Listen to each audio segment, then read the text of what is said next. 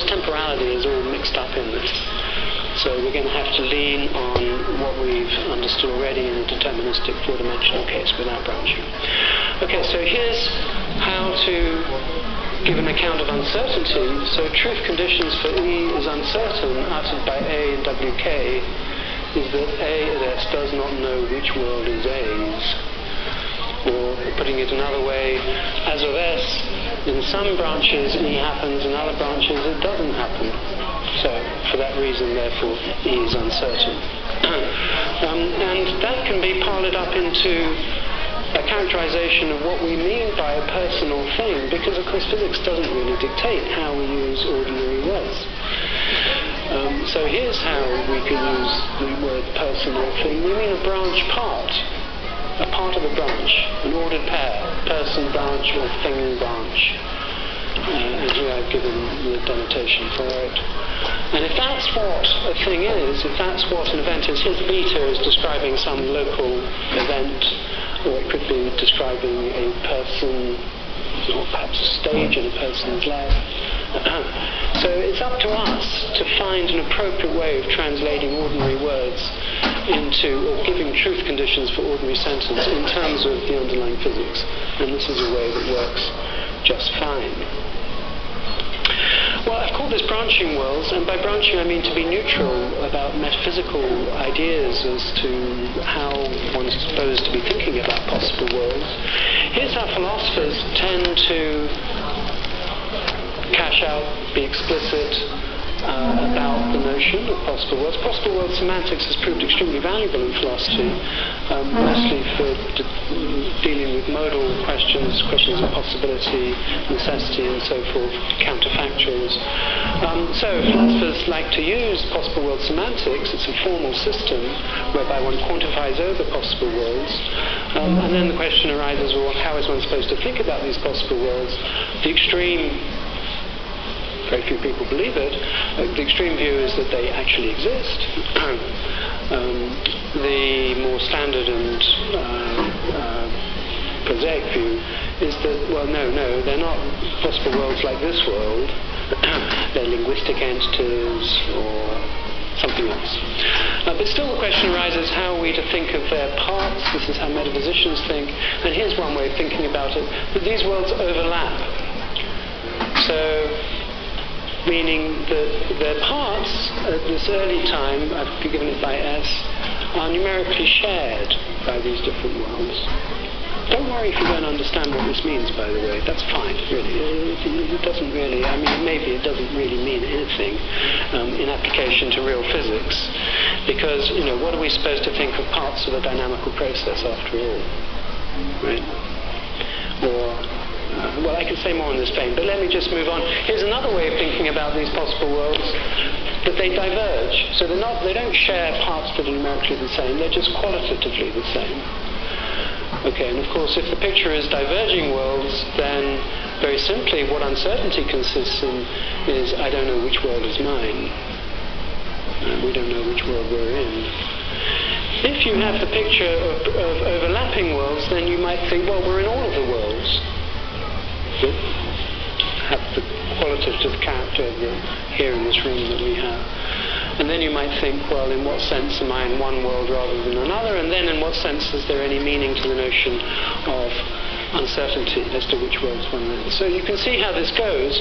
I don't think, in fact, I'm quite certain that this matter is dictated by the mathematical structure of quantum theory. I've given a formal model where this makes sense. I've given another formal model where this makes sense. And it's really up to us as to which one we choose to best make sense of our ordinary lives in the light of the physics.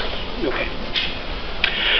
Right, so yeah, I hope to have given you some idea of how time, questions of identity, questions of language kick in. Let me talk now about probability and the measurement of probability. I've got handsome is as handsome does up there. That's a nod to Dennett's quote. It's a question of functionalism. The idea is this. We are going to identify branching events and branch amplitudes, the normal squares of branch amplitudes and ratios in those things as objective probabilities because they behave just like objective probabilities. Okay. Okay, and in particular, they're measured just like objective probabilities. And the beauty of the Everettian framework, and I don't think this is true of any other approach I've come across in quantum theory, is that once you've identified what objective chance is, namely chance events or branching events, values of chance on the norm squared, ratios and norm squared of the branches involved. Once you've identified what those objective chances are, you can then ask, well, how on earth can I measure them? How can those values of those amplitude squareds be registered at the macroscopic level? And that's a purely dynamical question. Just, play around with the equations, try to figure out what sort of unitary interaction could there be that drives, if you like, transports amplitude squares onto something that a device can register at the macroscopic level. What kind of unitary evolution can do that? And how? So how can probability be measured? And look, here's a bunch of facts about probabilities that we all know, but now we can explain them. Here's one thing we know. We know we never measure absolute probability. Absolute probability for the universe, we know we never do that. We know that we never measure single case relative probability. When I say relative probability, I mean of one event rather than another event happening. So we just can't do that. Single case probability, we can't measure it. If we could measure it, we could signal faster than light and do all sorts of other things. We all know that there is no probability meter that can measure relative probabilities on repeated trials with probability 1. We know that too. You just can't do it. Throw a dice 20 times and you measure the relative frequency, but it is not the case that with certainty that relative frequency is the probability of the dice landing one way or rather than the other. Why not? Why can't we do it? Why are there no probability measures like that? And we know there's no liquid luck, Harry Potter fans. What a shame, there's this wonderful elixir that you drink it and then you have luck. There's no good luck chance. Why not? Now, none of these questions have a serious answer on any other physical theory that I know of. Somehow it's just definitional of what probability is. I'm reminded of opium and its dormitive virtues. Okay, so how does it go with Everettian theory? I won't spend long on this, but I'll just spend a bit. So take this one. Why is there no probability meter that can measure single case relative probability with probability equal to 1? Well, suppose you've got the apparatus is W. I could take the configuration, one of these things, with the projections onto regions of phase space for the entire universe if I want. But let's just, keep it simple. So here we've got an apparatus with state W. It's really meant to be an omega, actually. And the microscopic system, suppose it's in the state phi C. It's a superposition of two terms. And we're interested in, can we measure C? Can we measure it with probability 1? And that means, can we unitarily drive the measuring apparatus so that it registers the value C, or C squared? Okay, so let that configuration of the apparatus in which it does register the amplitude C, so it displays it on some display, be this thing, projection, and I've got subscript alpha C. We're looking at the Heisenberg picture. It's timed. It's got a time date to it, so it's this thing. And if there were such a probability meter, then we would require unitary evolution. Of course, we only have unitary evolutions in the Everettian theory, such that the initial state of the apparatus and the macroscopic system we're interested in is driven to. The capital UT is just to give me a Schrödinger picture state. It's more familiar. That's what that first UT is giving. But look what the rest of it is.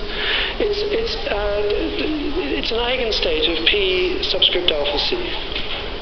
Okay, that's what we want. And what happens to phi subscript C, the macroscopic system? It may have been destroyed in the measurement. I'm not making any assumptions about that at all.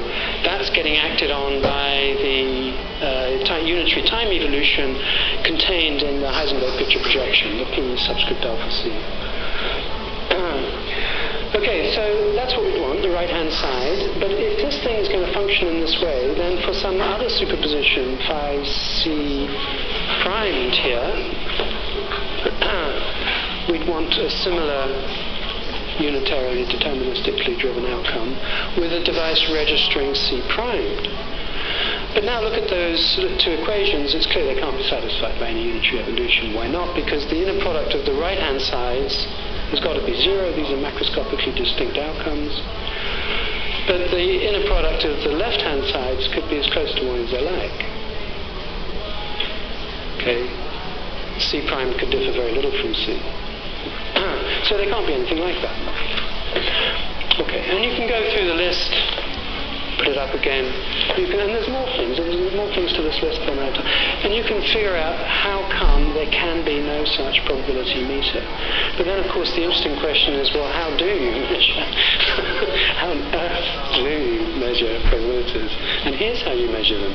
There are probability meters that measure probabilities on repeated trials with probability close to 1. And what that means is you can unitarily drive a branch so that it registers the relative amplitude squared, what we were just looking at, the c squared and 1 minus c squared, on branches with high amplitude,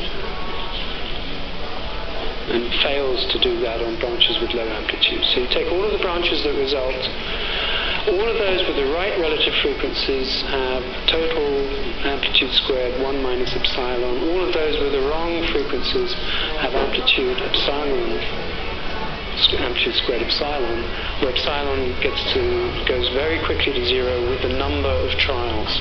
Okay, so that's how you do it. I've just got some equations to go through here to show you how this works, but I think probably I'm a bit short of time. We're going to have some discussion anyway. I think perhaps we are. I mean, I can come back to this, but the basic idea, we're going to get a vast superposition of states. I've got, say, n microscopic systems all prepared in the same initial state of superposition of phi plus and phi minus. The measuring device is going to measure in that basis phi plus or phi minus. As a result, it's going to end up in a vast superposition of states of this form. The f here is a function mapping, telling me what are the various outcomes, plus or minus 1. So the first microscopic system, if the outcome is plus 1, then f of 1 is 1. If the second system, the outcome is minus 1, then f of 2 is minus 1, and so forth. So there'll be a large superposition of such states. Those with the same relative frequency, m over n of outcomes, would all have the same norm. And this is what I've written here. Okay, and of course that condition that they all have the same relative frequency just means that this must be satisfied. All of those minuses, I've got m plus 1s, and then I've got n minus m minus 1s. And you subtract them off, you get that quantity. And so this is the unitary evolution.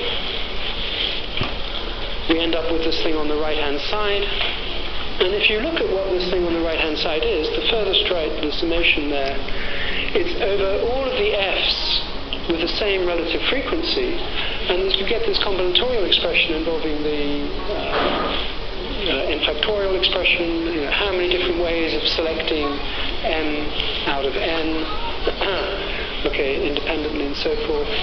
And this thing gives you this function x of m, which I've written down in full. And the point about that function is it's highly peaked, sharply peaked, over m as equal to the ratio m over n as equal to mod c squared.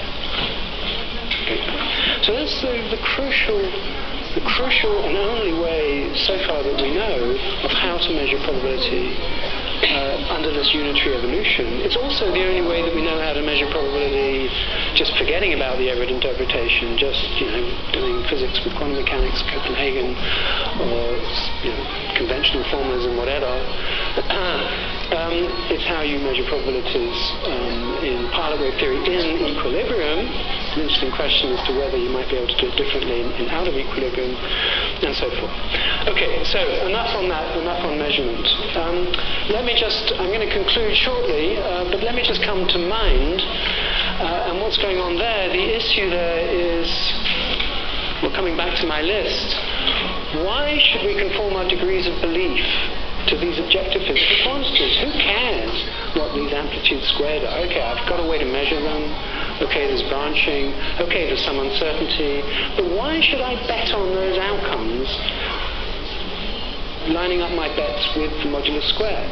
Why should the Born rule dictate what my subjective degrees of belief, my subjective expectations, how I'm prepared to bet, and so forth? Why on earth should that be? And this has been a really hard problem for philosophers. Okay, David Lewis is one of several, but perhaps the most articulate. He gave the general principle that subjective degrees of belief ought to conform to objective chance, whatever objective chance is. He called it the principle. And it's this: assume we have a number x, proposition A, time t, rational agent whose evidence is entirely about times up to and including t, and a proposition E that A is about times up to and including t, and B entails that the chance of A at t is x. In such a case, the agent's credence in A given E is x.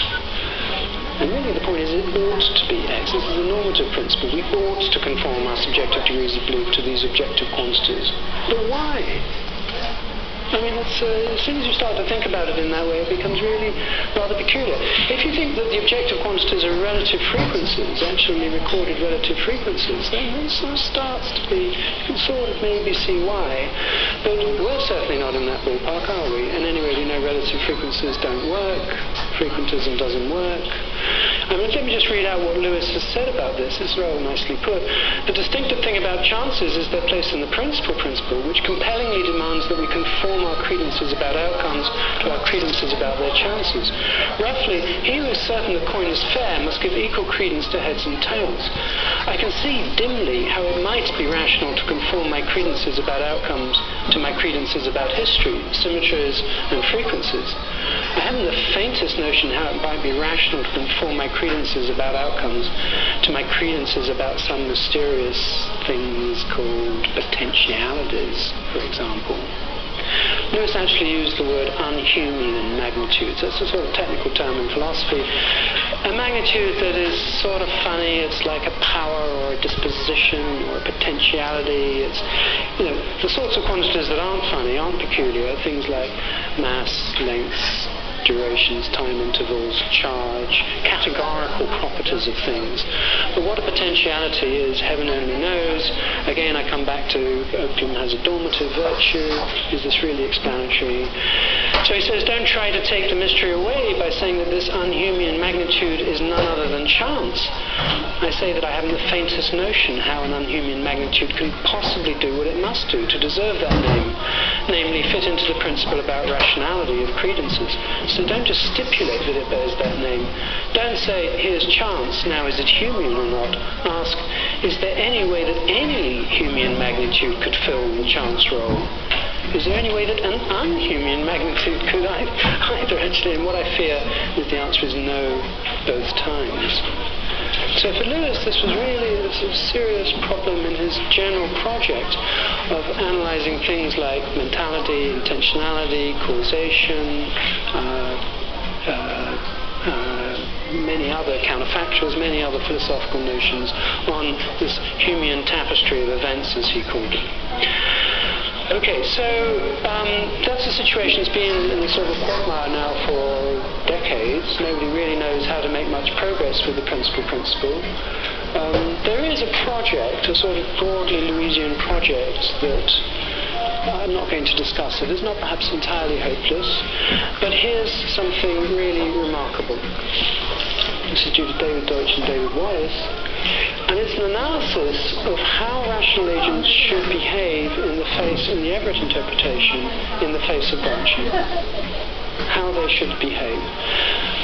There's quite a long background to this, and I'm not going to go into the details. I just want to give you just a very crude idea of how it works. It goes like this. Start off with a program that goes back to Ramsey, De Finetti, and Savage. This is from the 1920s right through to the late 50s and on. And Everett himself, by the way, might have worked on this program had he not been essentially unable to get a job in the academy because his ideas were deemed too crazy. Everett was very interested in decision theory. Anyway, so there's a general program which says that actors who order their preferences in accordance with principles of rationality, order their preferences in terms of what acts do they wish to perform, where the acts are going to have certain results, certain rewards. It's up to the agents as to what reward, how they value those rewards.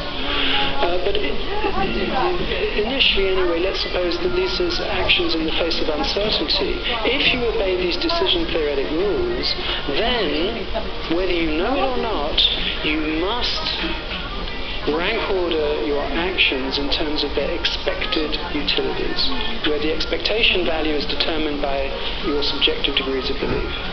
Whether you know it or not, whether you admit it or not, whether you actually figure out what one's individual subjective degrees of belief are, if you satisfy these actions of decision theory in ordering, in rank ordering your preferences, this is in effect what will happen. It's a representation theorem that says they will be ordered by expected utilities. So that's well established. It's been known for 30 or 40 years. It's quite an achievement from a philosophical point of view. But what Deutsch and Wallace showed is that if the agent knows that the branching structure is whatever it is, with the amplitudes being whatever they are, obeying those rational axioms in ordering their preferences, it's not just that those preferences are ordered by expected utilities. In accordance with some subjective degrees of belief, they're going to be ordered by the Born law. In other words, subjective degrees of belief implicit in their activity as rational actors will be the Born law. Right, well look, my time is up. I wanted to give a bit of an idea as to how that argument went, but I think I really have to pass it by. It's a certain symmetry argument. It's not, as far as I know, available in any other theory, partly because both outcomes are actualized. You do have the superposition of the two outcomes and therefore can perform a symmetry transformation. I will have to pass that by. Okay, and here's an example of what those actions of rationality look like. Right, the upshot, I'm going to finish now. The upshot of all of this is I think probability is in better shape in Everettian quantum theory than in any other physical theory. It's, I think, virtually entirely understood. There's just no sort of gap left with a possible quibble about uncertainty issues, overlap versus divergence, those sorts of issues. So, a great success story. But look at what it implies. It implies that there is no meaning to objective probability other than that produced by branching. And branching never happens except through decoherence. So objective probability only has meaning insofar as you have decoherence. And I think that is a lesson that's rather important for a lot of uses of the notion of probability, among other things in technology. For example, in the idea of fluctuations in the vacuum. Okay.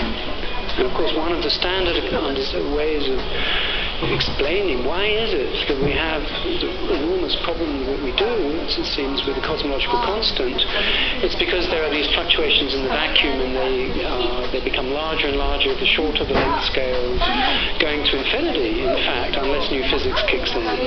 And this gives you the number of 10 to the 120 or whatever, assuming new physics kicks in at the Planck scale.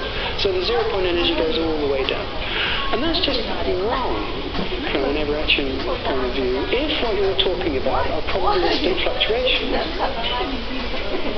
now it may well be, and I think it is the case, that the cosmological constant problem is not analysed as due to statistical fluctuations, stochastic fluctuations in the vacuum. That's just a mistake. Okay, but that doesn't mean that there aren't fluctuations in the vacuum. There are, but they only occur up to decoherence timescales. The measured value of dark energy, the frequency is 10 to the 12 hertz. If fluctuations in the vacuum, because of decoherence, are controlled by the thermal background, the microwave background temperature, then they should be around 10 to the 10 hertz for each quantum field. So there's some coincidence there. I'm very wary of suggesting that as a serious avenue to explore, but it's an illustration of how don't think there's anything probabilistically fluctuating in the vacuum unless there's decoherence going on in the vacuum. Insofar as there is decoherence going on in the vacuum, there is statistical stuff there, and we can appeal to things like fluctuation dissipation theorems within probabilistic statistical physics. Okay, so I'll end with that. Thank you very much.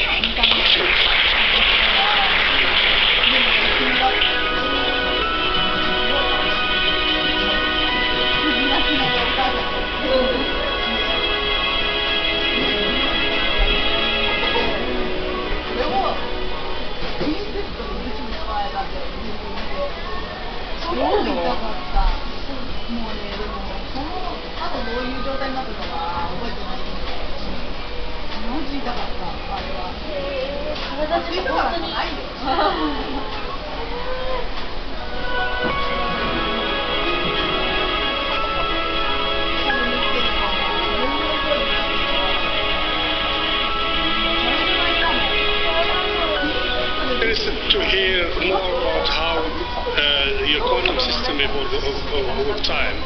I mean, you have the Schrödinger equation that describes the evolution of time of your system. Yes. But then you have Heisenberg uncertainties that tells you you can only observe within a certain finite interval of time, otherwise you get diverge energetically. You're asking about the time-energy uncertainty. Yes. So how you know, could you tell us more about how time behaves in this situation? Well, look, I mean, Kelly, the time-energy uncertainty relationship is probably the most misunderstood and abused of all of these formal relationships.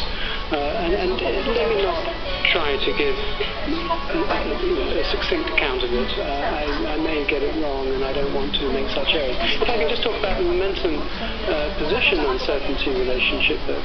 And I think the issue here is to what extent do we expect quasi-classicality to emerge with any precision from the quantum formulas. The quantum reality is whatever it is. Okay, I already discussed yesterday briefly, I think, what the significance of Ehrenfest's theorem for a particle well-localized, one-particle state, well-localized in position of momentum. It wanders around obeying approximately classical equations, but it's not a point in phase space wandering around. It's a smudged out region. And uncertainty relationships are telling us just how point-like can it get. And the answer is within the size of all H-Christ. Just one quick one. An arrow of time seems to be absolutely essential in all this, Simon. You start with a great big thick thing at the bottom, low part of time, and then it splits up. Comments, please. You can define a consistent history space going in the opposite direction in time. You can define a consistent history space going in the opposite direction in time. What that consistent history space would look like, what those histories look like, what sort of physics we can understand in those terms, I'm not going to try to summarize now. But in itself, this formalism does not require an arrow of time, or dictate an arrow of time. I think it's no different really from classical system mechanics, actually. Except, of course, that the probabilities at issue in classical system mechanics now have a proper grounding in objective amplitudes and branching structure. And the branching structure can be there in both directions of time. Thank you very much.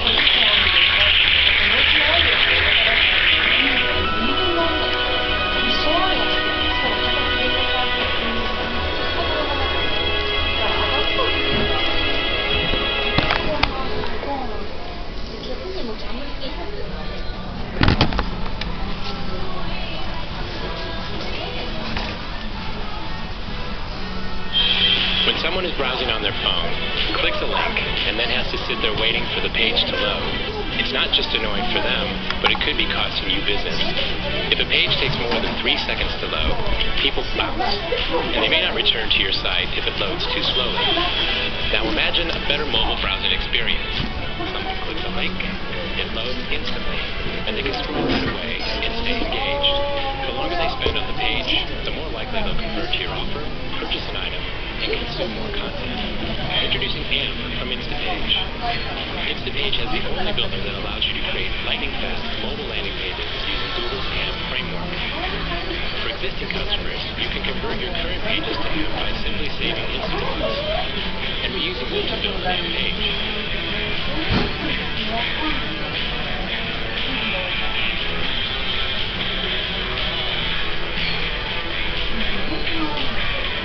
By building faster, loading mobile landing pages, you'll not only create a better browsing experience for your users, but you'll improve your quality scores and drive more conversion, which ultimately means more revenue for you.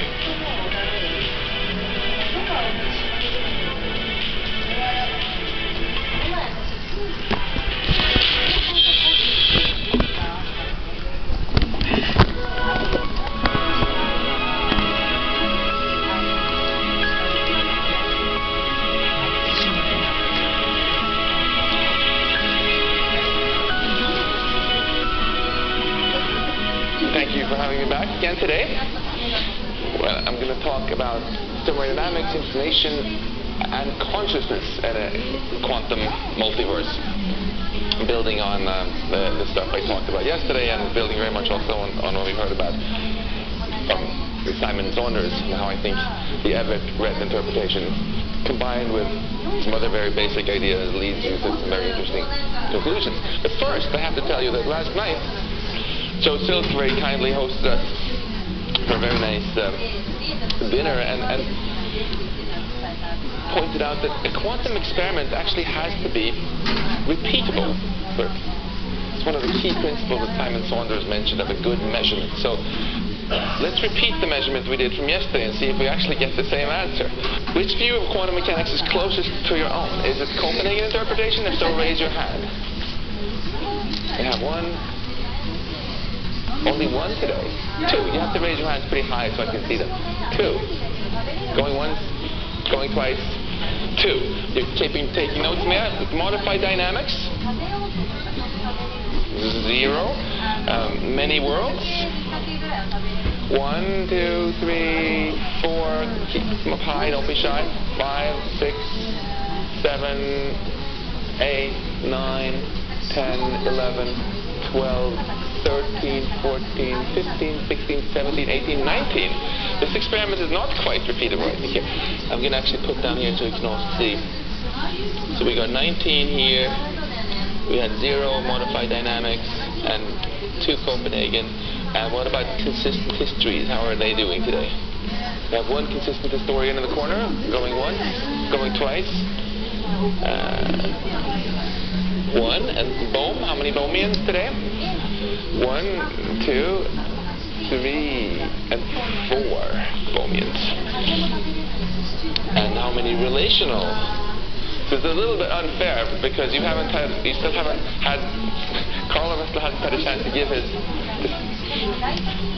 talks. Is it you're holding up your hand, or are you thinking about it? I think we need to collapse the wave function 0 or 1. This isn't Florida where you can vote a specified number of times. Do you want to vote? Yes or no? Okay, 3 relational. Up by 50. And modal. They still put tonight, yes. None of the above. Very strong showing yesterday. 1, 2. We have 3, 4, 5, 6, 7, 8, 9, 10, 11, 12, 13, 14, 15, 16, 17, 18, 19, 20, 21, 22. Are you just scratching your head? Oh, yes.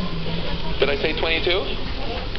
Okay, now we can test Joe Silk's conjecture here about the repeatability of quantum measurements, because yesterday, this was the state of the wave function here. And so we see, it seems to have been a good day for many worlds overnight. While we slept on it up from 15 to 19. Bohm have 1 defector, but it's been a good night for relational. It's went up by 50% here. And this is my last talk, but maybe you can check out after your talk if the numbers have changed yet. It's good to see. That means there are a lot of open